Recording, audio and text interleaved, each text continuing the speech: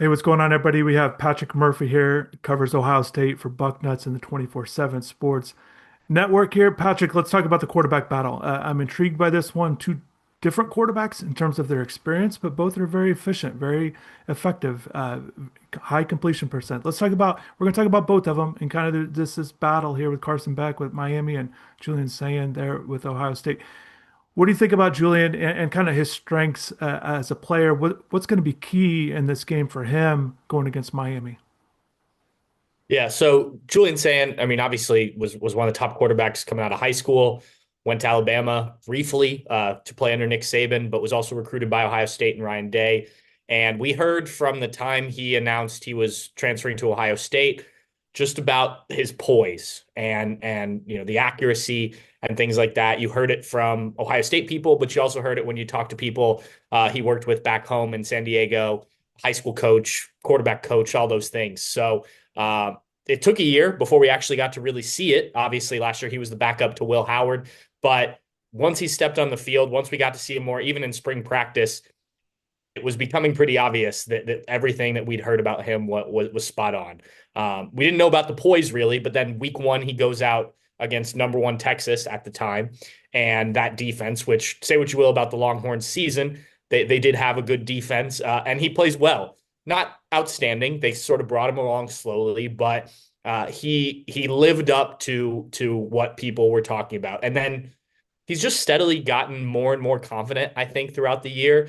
Um, the nothing phases him. And that's the most incredible thing to me. Like I covered CJ Stroud, I covered Dwayne Haskins, I covered Justin Fields. Like all those guys were obviously very talented quarterbacks. But like throwing them in early on, there were some bumps in the road. Whereas with Julian, it was just, I'm gonna go about my business. And if I make a mistake, I'm gonna recover from that. I talked to his high school coach who told me like a story about one time they were down two touchdowns in a state playoff game, and they had about 5 minutes left, and he's talking to Julian on the sideline, and he framed it as if they're talking about what they're going to do that weekend, and not like, hey, we're about to go out and try and win this playoff game down two scores. And we saw that at points this season. He went up to Michigan in a big rivalry game and played really well.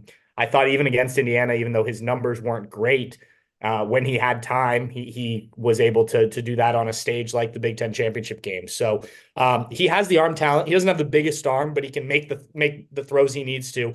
But that like handling the moment, not letting a mistake carry over to the next play or the next drive or whatever. I think that for a guy who's excuse me, a redshirt freshman, only played 4 games last year, not high stakes, has been probably the most impressive thing outside of the statistics, which everyone can look up and his completion percentage and all that. But he just doesn't ever seem to get rattled, which I think is impressive when you haven't done it too much like some other quarterbacks.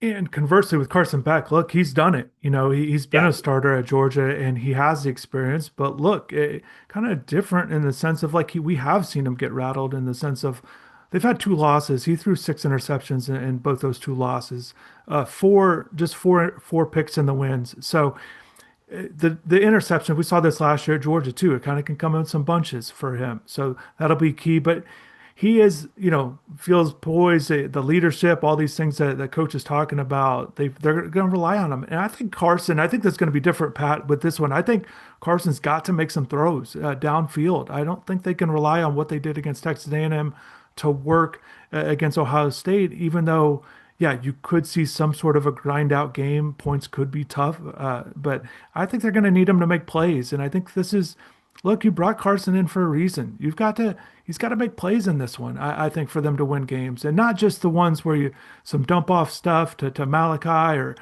and let them do the work. I think he's going to have to make some good throws, some good accurate throws downfield, and really sustain some drives, make some good throws, and get these other guys involved, and really kind of put it on his back a little bit more than what we've seen lately. Obviously last week or last game against A&M, giving the ball to Mark Fletcher a bunch, Carson felt like that was a good idea too during the middle of the game, and that was different. But I think Carson's going to need to make some plays. And Pat, what do you think about defensively? Kind of how these teams are looking at kind of disrupting what Carson and Julian are trying to do, and kind of the defenses they're going to be facing, and kind of really what you think will be kind of key for Julian in particular with this. Yeah, I think that's where the experience on Carson Beck's side could come into play the most. We saw, if you watch the Big Ten championship game where Julian Sayin was really pressured the most, affected by pressure the most. He's not a guy who's going to move around a ton, and that's similar with Carson. But Carson's been through that, right? He's played in the SEC where, sometimes you give up pressure, even at a place like Georgia, and you have to manage that. I think Julian, certainly Indiana affected him. And they were better in the second half. They sped up a little bit to try and do some things to get the ball out of his hands quicker. But defensively, I think that's key for both sides. Make the other quarterback uncomfortable because they're not guys that are going to escape the pocket and make you look silly because you came on the pass rush, right? This isn't a game where guys have to be disciplined. These guys. And not that either are statues. I don't want to make it sound like that because I think both guys know how to move and whatnot. But yeah, I think if the team that can get pressure, especially if it's with the front four or with, just a standard pass rush, as opposed to having to bring extra guys, I think that's advantage to whichever team is able to handle that. Certainly, and then that's what Miami wants to do. They're going to want to get pressure with its ends. Ruben Bain, Akeem Mesidor, they have this friendly kind of connection between the both of them, trying to, almost some trash talk stuff. They get along great, but they're both trying to get the most out of one another. Who's going to get to the quarterback? Who's going to be more productive? And both of those guys are capable of producing at a high level. And look, I think Keontae Scott, I think some blitz stuff from him out of the cornerback slot stuff. Got to pay attention to he's willing to get in the mix too, and they're going to want to apply pressure. They know they have to, and I think that's going to be interesting too. Pat Corey Heatherman, defensive coordinator for the Hurricanes, always talks about kind of week in and week out.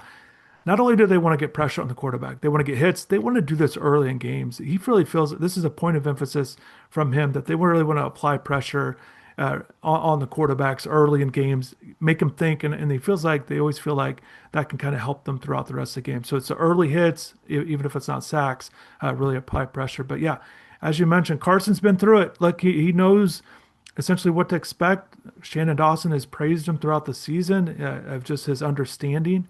I think it'll just be a big key about the execution. As I mentioned earlier, with just the passes that have been picked off. And I know Ohio State doesn't have a bunch of picks this year, but that doesn't mean they're not capable, certainly. So Carson's got to keep the ball out of traffic and as an offense, really guide these guys and really avoid those penalties. And it's not it's not all on the quarterback. Look, don't get false starts, but just really have that clean operation. I think is going to be big for Carson here too.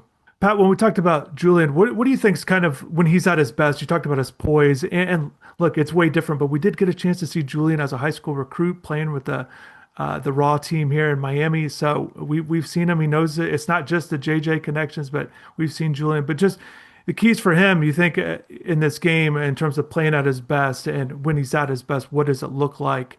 Just your thoughts on him there. Yeah, when he's at his best, I mean, he's one of the better quarterbacks in the country.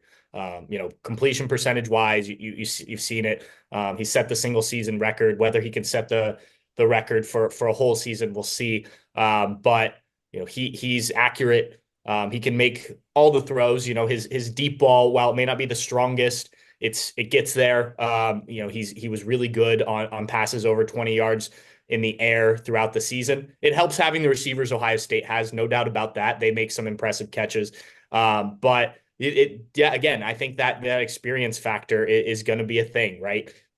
The poise, I don't doubt that, but he's doing this for the first time, and really having to manage the game in these type of situations. And in the Big Ten championship game, which is the closest thing he's played to this level, played well, but didn't play probably at his ceiling. So I think he can be as good as anyone in the country. And I think similarly with Carson Beck, like when he's been at his best, that first year as a starter at Georgia, at points, from what I've watched of Miami, like that quarterback's in there, right? It's just a matter of which guy you see and if he plays that way consistently, at least from my, sort of outside perspective, watching this team throughout the year and then going back and watching some Like I've said it throughout the last couple weeks since we knew this matchup was coming. Like if Carson Beck plays at his ceiling, this is a dangerous offense, especially if you can get Fletcher going like he did in the A&M game with Malachi Tony doing all the things he does.